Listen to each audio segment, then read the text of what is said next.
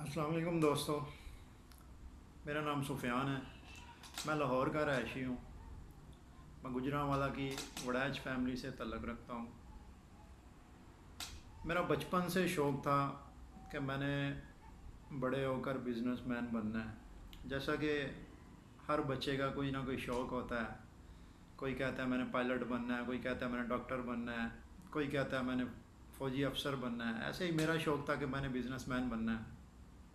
अपनी उसी सोच के साथ लाहौर आ गया काम के तहत कि कोई अच्छा काम सीखता हूँ। कंप्यूटर एम्ब्रॉयडरी मशीनों का काम उन दौर में अच्छा जा रहा था, तो मैंने सोचा जी ये काम सीखता हूँ। तो मैंने आके इधर एक फैक्ट्री में बतौर हेल्पर काम सीखना शुरू कर दिया। तो मैंने 2-3 साल जब मेहनत की और मुझे पता चला कि अब मैं एक अच्छा कारीगर बन गया हूँ, तो मैंने वो कंप्यूटर एम्ब्रॉयडरी मशीनों का एक अपना छोटा सा सेटअप लगा लिया।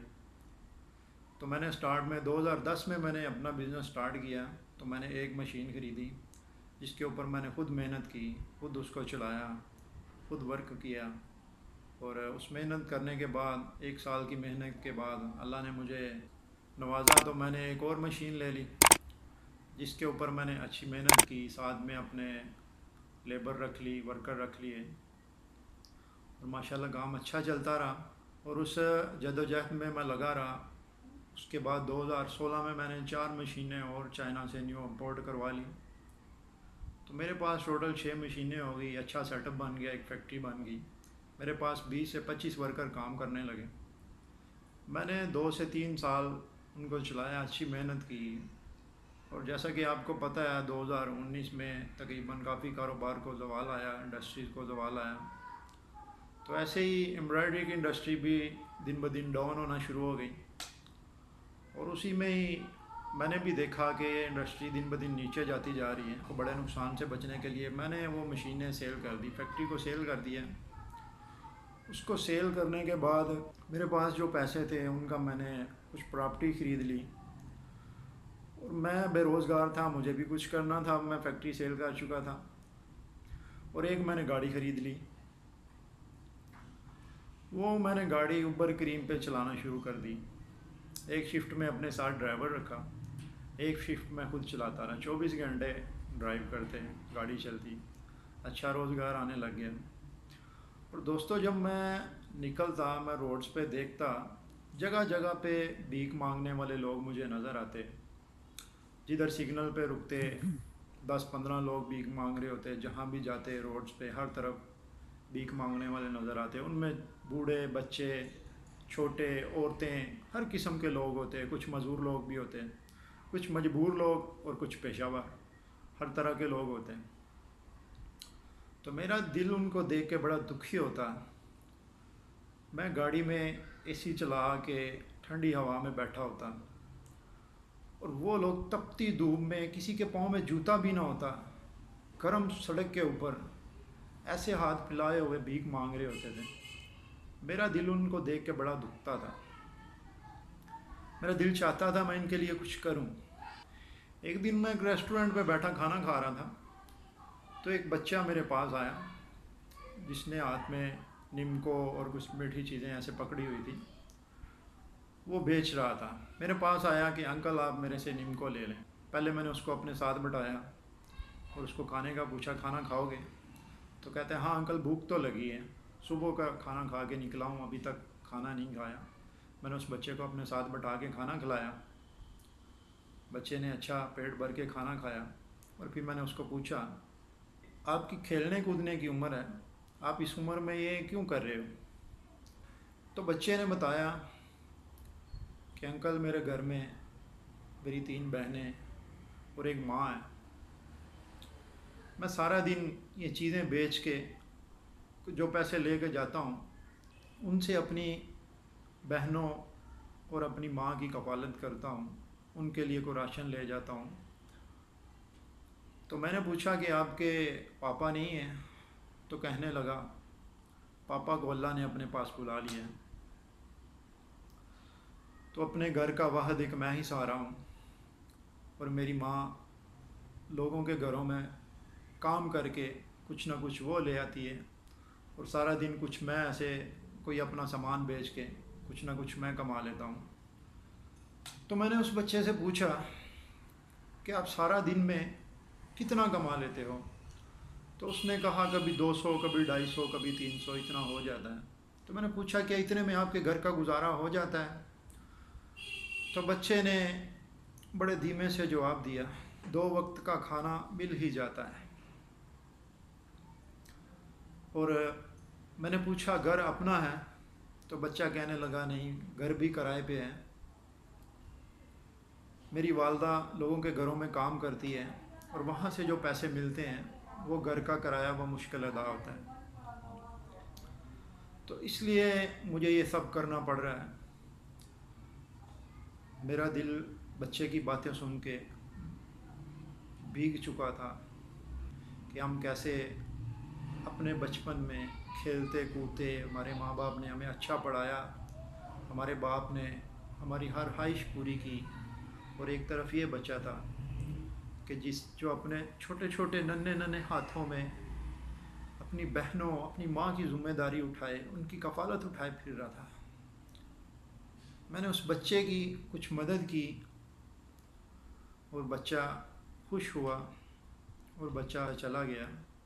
तो मैंने सोचा उस दिन कि हमें सबको इनके लिए कुछ करना होगा। दोस्तों, हमारे आसपास, हमारे इर्द गिर्द बहुत सारे ऐसे लोग हैं जो बेसहारा हैं, जिनको हमारी मदद की ज़रूरत है, जिनके लिए हमें कुछ ना कुछ करना होगा कि बेसहारा लोगों का सहारा बन सकूं। तो दोस्तों, मैंने एक फाउंडेशन बनाई है जिसमें मुझे आपकी अखलाकी सपोर्ट की ज़रूरत है। मैं उम्मीद करता हूँ आप भी मेरा साथ देंगे। दोस्तों, हमें अपने पाकिस्तान को बकारियों से पाक पाकिस्तान बनाना है। दोस्तों, जैसे कि आपको पता है, गदागरी ये एक पेशा बनता जा रहा है।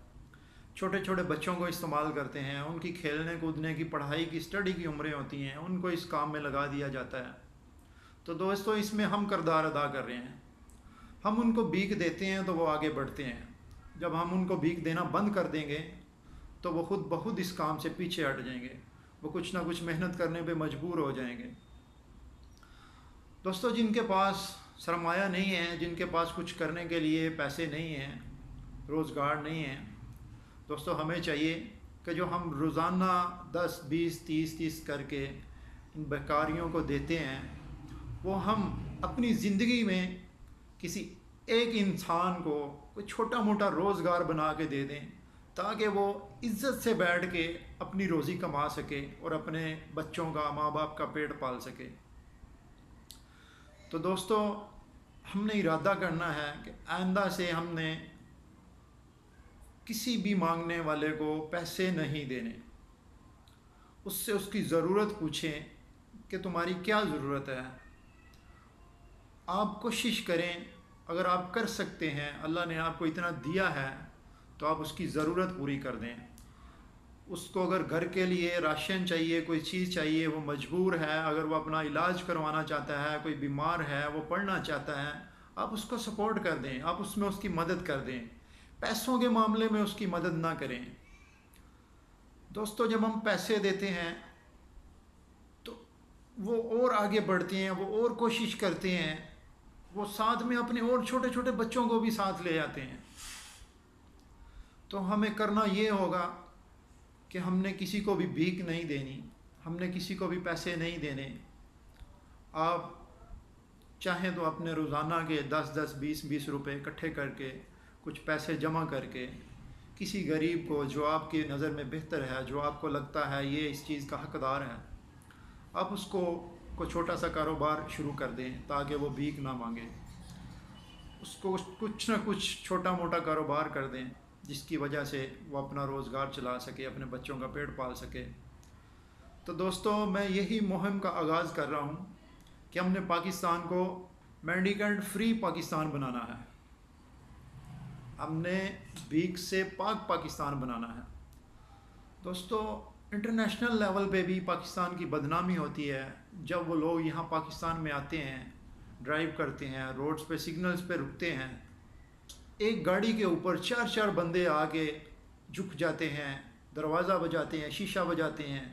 वो बेचारा घबरा जाता है कि पता नहीं ये कौन सा मेरे ऊपर को हमला करने लगे हैं। तो हमें कोशिश करनी होगी, जब हम इनको भीख नहीं देंगे तो ये कारोबार, ये इनका माफिया का, ये जो ये माफिया सरगर्म है, ये खुद ब खुद बंद हो जाएगा। दोस्तों, इसके पीछे बड़ा माफिया काम कर रहा होता है। छोटे छोटे बच्चे होते हैं, औरतें होती हैं, ये सब भीख जो मांग रहे होते हैं।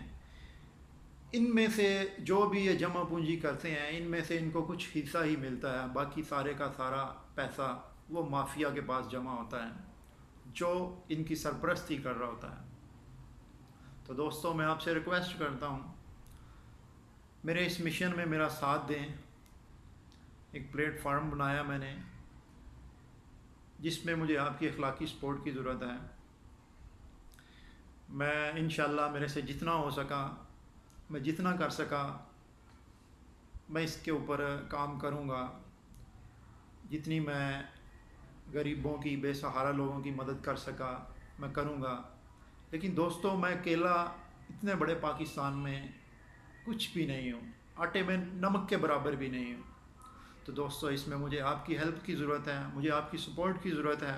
दोस्तों, अगर आप कुछ भी नहीं कर सकते, कुछ भी नहीं कर सकते, तो मेरी इस वीडियो को लाइक करें, दोस्तों तक पहुँचाएँ, मेरे चैनल को सब्सक्राइब करें और इस मिशन में मेरे साथ शामिल हो जाएं।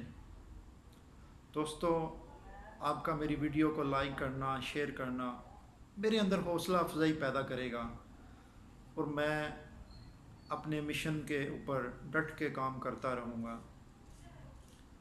तो दोस्तों, मेरी हौसला अफजाई करने के लिए मेरे चैनल को सब्सक्राइब करें, मेरी वीडियो को लाइक करें और अपने दोस्तों के साथ शेयर करें, और नीचे कमेंट्स में मुझे इस मिशन को कामयाब करने के लिए अपनी राय ज़रूर दीजिएगा। शुक्रिया। अल्लाह आपका हामी और नासिर हो।